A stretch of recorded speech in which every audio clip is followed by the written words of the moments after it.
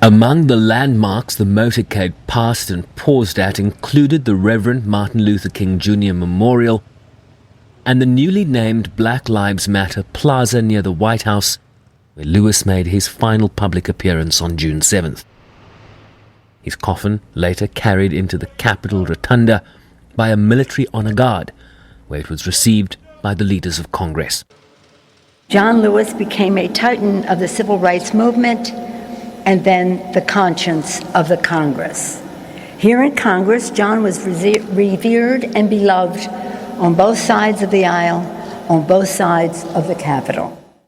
The Republican Senate leader called Lewis a hero the nation needed so badly, crediting him with helping bend what MLK referred to as the arc of the moral universe towards justice. He paid that price at every Nashville lunch counter, where his leadership made segregation impossible to ignore. He paid it in every jail cell where he waited out hatred and oppression. He paid that price in harassment and beatings from a bus station in South Carolina to the Edmund Pettus Bridge.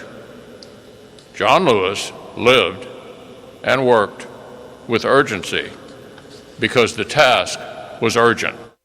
Vice President Mike Pence and presumptive Democratic presidential nominee Joe Biden were also expected to pay their last respects at the Capitol, but not so for President Donald Trump, who Lewis long viewed as an illegitimate president. No, I won't be going, no. His body will lie in state until Tuesday evening and then travel to his hometown of Atlanta, Georgia, the region he represented in Congress for more than 3 decades. John Lewis was one of the transcendent figures in American history. His work, his dedication, and his life sacrifice has made it better for all of us today. There are very few people who are willing to give their life for a struggle, and John was willing to do that.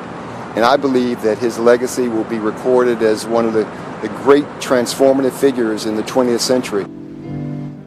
Lewis, who died aged 80 after a pancreatic cancer diagnosis, will receive a final send-off at a private funeral service at the Ebenezer Baptist Church Horizon Sanctuary on Thursday. Sherman Briceby's SABC News, New York.